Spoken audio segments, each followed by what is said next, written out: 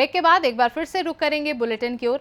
इस बुलेटिन में बात होगी बदायूं की, जहां आज ग्राम पंचायत निजरा में राजकीय पशु चिकित्सालय बिसौली द्वारा पंडित दीनदयाल उपाध्याय पशु आरोग्य मेले का आयोजन किया गया। साथ ही बात होगी जयपुर की, जहां अशोक मीना के लिए पुलिस प्रशासन के पास जवाब नहीं, और बताएंगे कैसे सिद्धार्थनगर में जिलाधिकारी डॉक्टर राजा गणपति आर ने उसका बाजार का औचक निरीक्षण किया। ऐसी तमाम खबरों पर विस्तार से होगी चर्चा। आज ग्राम पंचायत निजरा में राजकीय पशु चिकित्सालय बिसौली द्वारा पंडित दीनदयाल उपाध्याय पशु आरोग्य मेले का आयोजन किया गया।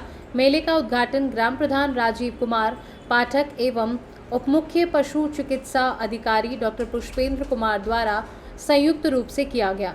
मेले में आने वाले पशुओं की सामान्य चिकित्सा, कृत्रिम गर्भाधान, टीकाकरण इत्यादि पर विस्तृत रूप से जानकारी दी गई एवं इस मेले के आयोजन का मुख्य उद्देश्य किसानों को पशुपालन के बारे में जागरूक करना तथा उनकी आय को बढ़ाना है।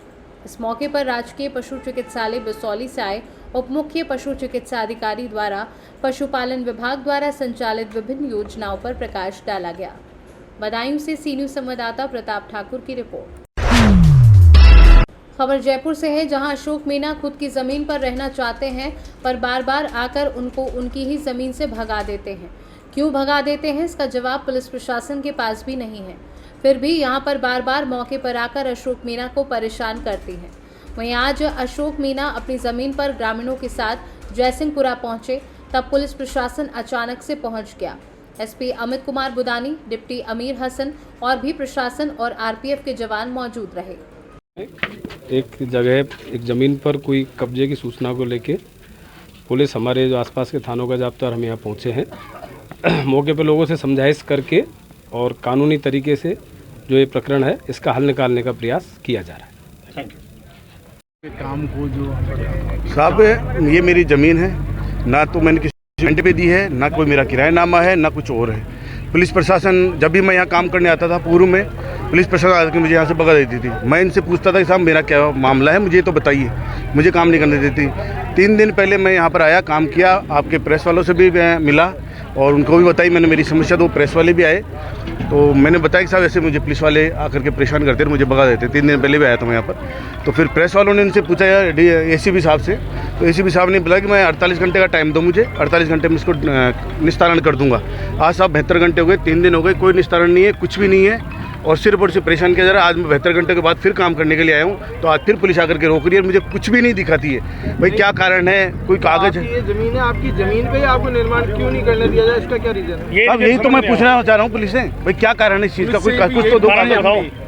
आपकी जो जमीन है उसका खसरा नंबर क्या है? मेरे खसरा नंबर 549, 550 और 564। जेडी अप्रूव्ड है? जेडी अप्रूव्ड है, मेरे तो सिर्फ 564 और 550, 549, 550 मेरे नाम है अभी। तो ये जो आप निर्माण करवा रहे हो, इस पे पुलिस निर्माण नहीं करने दे रही, आपने क्या एफआईआर कर रखी है, क्या कर रखी है? साहब उससे संजय जाखड़ जी ने ये विवाद कर रखा है, उसके खिलाफ मैंने 2000 कौन है? इसी जो किराए में ले रखा है मेरे पड़ोसी की ज़मीन को। अच्छा, तो उसकी मैंने उसके खिलाफ पिछले साल 2023 में 14/9/2023 को मुकदमा दर्ज कराया था STSC का, और वो मुकदमे दर्ज हुए थे। उसके बाद उस मुकदमे में आज तक कोई कार्रवाई नहीं हुई, कुछ नहीं कर रहे हैं, जबकि वो प्रमाणित है। एसीपी साहब ने प्रमाणित करके कोर्ट में पेश भी कर दिया है, सारा कुछ हो गया है, लेकिन ना तो उसके बुलाते हैं ना उसको पूछते हैं। मैं जब भी यहाँ आता हूँ सिर्फ पुलिस आती है और कोई नहीं आता है यहाँ पर। नहीं, पुलिस की आने की वजह क्या है? मैंने खूब कोई पता नहीं पड़ रहा हमारे को। खूब पुलिस से पूछ लिया, साहब क्या कारण है, मुझे ये तो बताओ। भाई मैंने किसी को कुछ लिख के दे दिया हो, कोई साइन है, कोई पैसे लिए हैं, क्या है कारण? पुलिस के पास में कोई वो और प्रशासन आ गया, और प्रशासन आ गया है, देखो साहब। जयपुर से सी न्यूज़ संवाददाता विजय भवानी की रिपोर्ट। खबर पाकुड़ से है, जहां जिले के लिट्टीपाड़ा प्रखंड के करियोडी गांव की एक कैंसर पेशेंट की इलाज के दौरान मौत के बाद परिजनों ने जमकर हंगामा किया। वहीं ड्यूटी में मौजूद 3 डॉक्टरों के साथ मारपीट भी की है। वहीं खबर मिलते ही नगर थाना प्रभारी हरिदेव प्रसाद पुलिस बल के साथ मौके पर पहुंचे और परिजनों को समझा बुझाकर मामला शांत किया। मामले को लेकर बताया गया कि करियोडी गांव की रहने वाली मंजू देवी, जो कि पिछले 5 वर्षों से कैंसर से पीड़ित थी, उनकी तबीयत सोमवार सुबह अचानक खराब हो गई और उनके परिजनों ने उन्हें इलाज के लिए सदर अस्पताल ले आए, जहां ड्यूटी में तैनात चिकित्सक डॉक्टर आनंद ने महिला का इलाज प्रारंभ किया। वहीं इलाज के दौरान महिला की स्थिति काफी नाजुक थी और उसे देखते हुए चिकित्सक ने उसे रेफर कर दिया, लेकिन परिजनों के द्वारा महिला को अन्य स्वास्थ्य केंद्र नहीं ले जाया गया।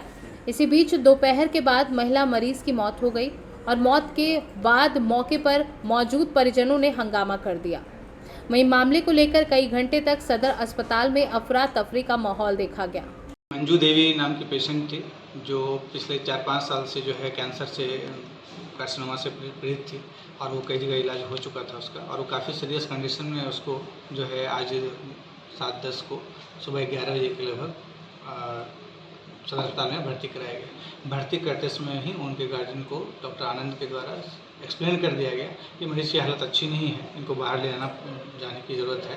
क्योंकि कार्सिनोमा पेशेंट है तो उसका बहुत ज़्यादा हम लोग कुछ कर भी नहीं सकते थे लेकिन तत्काल जो पेशेंट को ज़रूरत थी उसके लिए उनको जो है इंजेक्शन और ऑक्सीजन सपोर्ट वो दिया गया और देने के बाद उनको रेफ़र के लिए भी बोला गया। तो जैसा कि डॉक्टर के द्वारा बताया गया कि हाँ, उन्होंने बोला कि हम लोग सोच के तब बताते हैं, और उस क्रम में जो है फिर जो है पेशेंट को वार्ड में भर्ती रही और उनको ऑक्सीजन दिया गया और वैसे क्रम में इलाज के क्रम में ही उनका देहांत हो गया।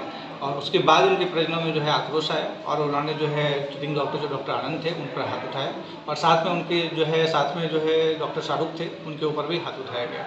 उनके जो है बीच बचाव करने के लिए डॉक्टर अमित आए, उनके साथ भी धक्का मुक्की की गई और ये काफ़ी खेदजनक मरीज की मृत्यु हुई। वो कार्सिनोमा से पीड़ित था। उसमें हम लोग सदर अस्पताल जैसे जगह पर सपोर्टिव ट्रीटमेंट नहीं दे सकते हैं। उसमें हम लोगों का जबकि गार्जियन को एक्सप्लेन करने के बावजूद वो लोग इंसिस्ट किए और उन्होंने सुबह 11 बजे रेफ़र करने के पश्चात शाम के 3 बजे तक वो लोग 2-2:30 बजे तक लगभग कहीं नहीं ले गए। अब उस वैसे परिस्थिति में हम लोग क्या कर सकते हैं? अब वैसे में जो है लगेगा कि नहीं डॉक्टर के द्वारा दिखा, वैसे में कुछ भी नहीं करके आ सकता है और वैसे में डॉक्टर पर हाथ उठाना ये काफ़ी खेदजनक है। और अब देखते हैं उस पर हम लोग कैसे उस पर आगे। कितने लोग थे सर? घटना के समय तो जो है उनके परिजनों में 4-5 से ज़्यादा लोग थे। परिजनों का आरोप है कि नहीं, बिल्कुल इलाज, चूँकि कैंसर का उसका कोई स्पेसिफिक इलाज तो है नहीं, वो ऑलरेडी 5 साल से इलाजरत है और जो वो आई उसमें भर्ती था। इतना कम बीपी रहने के बावजूद उनको सांस लेने में तकलीफ हो रही है तो ऑक्सीजन का सपोर्ट दिया गया उनको। इससे ज़्यादा हार्ट पर अगर लोड होता है तो और लोड नहीं दिया जा सकता है। तो अब इसमें परिजन तो ये हमेशा लगाते हैं कि हाँ कुछ भी अगर गंभीर मृत्यु हो गई, अब डॉक्टर किसी के कैंसर का कारण तो नहीं हो सकता है। 60/40 में लेके आए तो डॉक्टर तो नहीं करा के लेके आया सर। अभी हम लोगों की जो है बैठक होगी और इस पर हम लोग ये करेंगे क्योंकि आगे जो है अब किस परिस्थिति में, चूँकि ऐसे में तो कार्य करना सही में असंभव है। अब कौन सा कैसा, अब तो हमेशा ये डर सबको लगा रहेगा कौन किस पर हाथ छोड़ दे। अब इतना क्रिटिकल पेशेंट है, वैसे में अगर भर्ती करके ऑक्सीजन और इंजेक्शन नहीं दें तो वैसे कैसे, हमेशा यही आरोप लगता रहेगा कि लापरवाही है। वैसे में गेट के अंदर नहीं डालें तो लगेंगे इलाज नहीं कर रहे, भर्ती नहीं कर रहे। भर्ती होने के बाद क्रिटिकल पेशेंट यहाँ पर जो है अगर कुछ हो जाता है तो जो है लापरवाही का आरोप लगता है। अब तो हम लोग जो कहीं भी उस परिस्थिति में अटकते नहीं हैं। इस चक्कर में क्या होगा कि बहुत सारे जो पेशेंट का इनका इलाज होगा उनका भी इलाज करने में सबको घबराएंगे।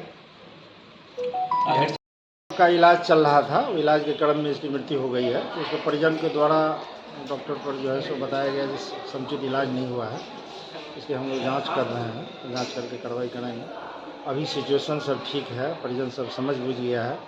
क्योंकि मृत्यु हुई है तो उसके नाबालिग 2 बच्ची है, वो रो रही थी, उसको समझा दिया गया है। अभी सारा सिचुएशन ठीक हो गया है, कोई यहाँ दिक्कत नहीं। अभी हम लोगों को संज्ञान में नहीं दिया है, किसी के साथ कोई अभी नहीं बताया हम लोगों को किसी के डॉक्टर के साथ मारपीट हुई है। ऐसा होगा तो हम लोग उस पर देखेंगे, आगे जांच करेंगे। सर बड़ा तरफ का कोई पेशेंट है तो उसका हम सारा डिटेल्स हम लोग ले रहे हैं, क्योंकि मृत्यु हुई है तो उसका सारा डिटेल्स लिया जाएगा। सर बता रहा था उसका पहले कीमोथेरेपी हुआ था और यहाँ इलाज चल रहा था, क्योंकि बाहर नहीं ले गया था। तो इलाज किया है डॉक्टर साहब, लेकिन किस परिस्थिति में क्या हुई है हम लोग देख रहे हैं। एक डॉक्टर से पूछे हैं तो बताया है कि नहीं इलाज हुआ है, तो इलाज के क्रम में इसकी मृत्यु हो गई और सब अभी ठीक है, कोई दिक्कत नहीं। पाकुड़ से सी न्यूज संवाददाता पंकज भगत की रिपोर्ट। खबर संभल से है, जहां बुलेरो को बचाने के चक्कर में ट्रैक्टर अनियंत्रित होकर दिल्ली बदायूं हाईवे पर पलटा, जिसमें 1 दर्जन लोग गंभीर रूप से घायल हो गए हैं। आनन फानन में 108 एम्बुलेंस व पुलिस भी मौके पर पहुंची, जिसमें सभी घायलों को CHC गुन्नौर लाया गया, जिसमें 5 लोगों की गंभीर हालत को देखते हुए हायर सेंटर रेफर कर दिया है। ट्रैक्टर ट्रॉली में सवार श्रद्धालु नगला तारू कासगंज के रहने वाले बताए गए हैं। संभल से सी न्यूज संवाददाता LK भारद्वाज की रिपोर्ट। सिद्धार्थनगर जिले के जिला अधिकारी डॉक्टर राजा गणपति आर ने उसका बाजार ब्लॉक का औचक निरीक्षण किया। निरीक्षण के दौरान जिलाधिकारी ने अभिलेखों में कमियां पाए जाने पर कड़ी नाराजगी जताई और आवश्यक दिशा निर्देश दिए। जिलाधिकारी डॉक्टर राजा गणपति आर ने कहा कि अभिलेखों में कमियां पाई गई और 15 दिन का समय देकर अभिलेखों को सुधारने के निर्देश दिए हैं। क्या कमियां पाई गई, क्या दिशा निर्देश दिया गया? देखिए, आज मेरे माध्यम से उसका बाजार ब्लॉक में निरीक्षण किया गया है। निरीक्षण में जो अभिलेखों को कमियां पाया गया उसका शायद शीघ्र ठीक करने के लिए निर्देशित किया गया और आगामी 15 दिन के लिए मतलब समय दिया गया। सिद्धार्थनगर से सी न्यूज संवाददाता धर्मेंद्र कुमार की रिपोर्ट। बुलेटिन में बस इतना ही। देश दुनिया की बाकी खबरों को जानने के लिए आप देखते रहिए सी न्यूज भारत।